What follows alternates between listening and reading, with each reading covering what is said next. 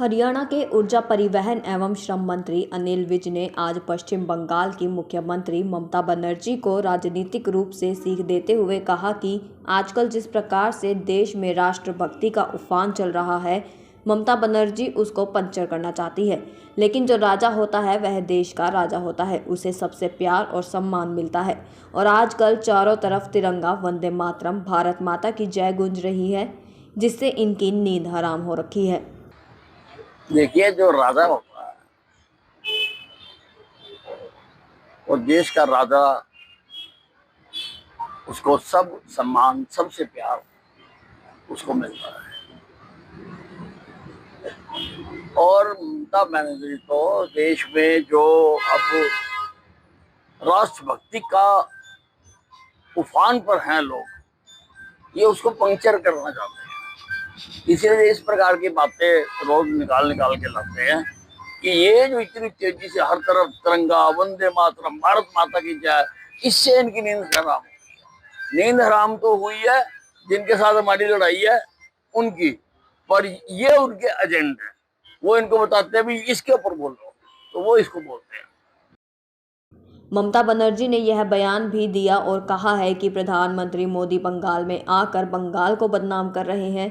इसके बारे में पूछे गए सवाल के जवाब में विज ने पलटवार करते हुए कहा कि बंगाल के बारे में भी कई ऐसी बातें हैं जिन पर प्रचार करने की जरूरत है, क्योंकि वहां तो हर चौक पर कानून की धज्जियां उड़ रही हैं।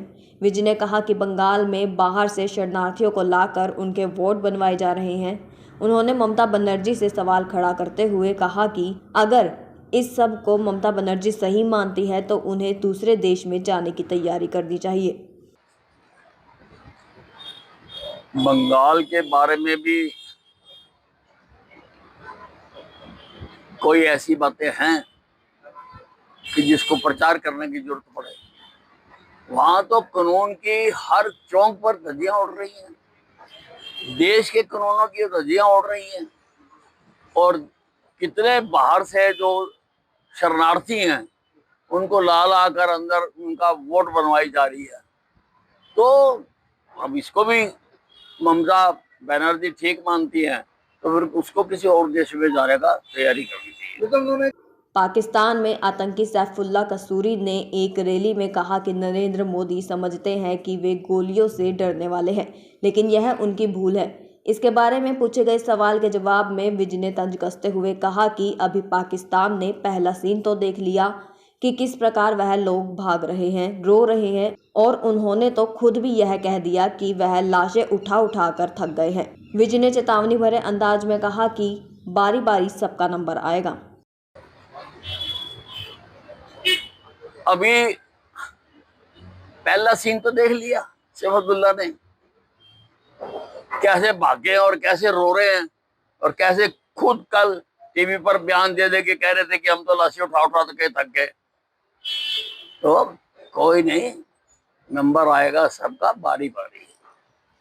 तेलंगाना के मुख्यमंत्री ने कहा कि अगर राहुल गांधी प्रधानमंत्री होते तो पीओके हमारा होता। इसके बारे में पूछे गए सवाल के जवाब में विज ने कटाक्ष करते हुए कहा कि 1971 में युद्ध के बाद हमारे पास 93,000 पाकिस्तानी सैनिक बंदी थे, जिसके बाद शिमला में जो समझौता हुआ, भारत की तरफ से इंदिरा गांधी थी, पाकिस्तान की तरफ से भुट्टो थी। उस समय हमारे सैनिकों ने 13 से 14,000 एकड़ जमीन भी हासिल की थी, लेकिन उस समय की सरकार ने समझौते के दौरान वापस कर दी। विज ने कहा कि इन्होंने हमेशा हर पल देश का नुकसान ही नुकसान किया है। हिंदुस्तान ने आज़ादी की लड़ाई यूनाइटेड लड़ी है और उसमें कहीं भी ये नहीं लिखा गया था कि अलग अलग धर्म को अलग अलग देश दे देंगे। लेकिन लियाकत अली जिन्ना और उसके साथ के कुछ लोगों ने पाकिस्तान मांगा और वहीं से 2 नेशन थ्योरी पैदा हुई और धर्मों के आधार पर लोगों को बांट के आधा इधर आधा उधर डाल दिया गया, जिसमें कई लाख लोग शहीद हुए थे। विज ने अंत में तंज कसते हुए कहा कि इन्हें अपनी दादी अम्मा का किया याद नहीं है। 1971 की लड़ाई के बाद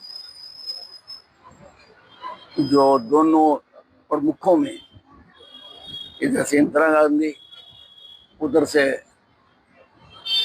भुट्टो शामिल हुए थे वार्ता में, हमारे पास 93,000 पीओडब्ल्यू थे। हम कोई भी बार्गेनिंग कर सकते थे, शिमला में वो हुआ था, लेकिन कोई भी उन्होंने भारत के पक्ष में बात नहीं करी जो कि कर सकते थे। 13-14 हजार एकड़ जमीन भी हमारे सैनिकों ने आगे बढ़ के कब्जा की हुई थी, वो भी इन्होंने वापस कर दिए। तो इन्होंने तो देश का हर पल पे हर समय नुकसान ही नुकसान किया है। और उसका कारण है, आप ध्यान से सुनना मेरी बात को, उसका कारण है ये हिंदुस्तान में जो आजादी की लड़ाई लड़ी गई, जो यूनाइटेड लड़ी गई, उसके एजेंडे में कहीं पर भी ये नहीं लिखा गया था कि अलग अलग धर्मों को अलग अलग देश दे देंगे। ये लियाकत अली जिन्ना ने और जो थे लोग, उन्होंने ये पाकिस्तान मांगा और टू नेशन थ्योरी पैदा हुई, जिसको पंजाब के आसिफ मुनीर ने भी पाली घाट की घटना होने से 2 दिन पहले ही कहा था कि हम वो नहीं है, उनकी बातें हो रहे हैं, उनके रिवाज हो रहे हैं, टू नेशन थ्योरी है। टू नेशन थ्योरी धर्मों के आधार पर लोगों को काट के आधा उधर डालना आधा उधर डालना, ये काम हुआ। कई लाख लोगों के जो हैं इसमें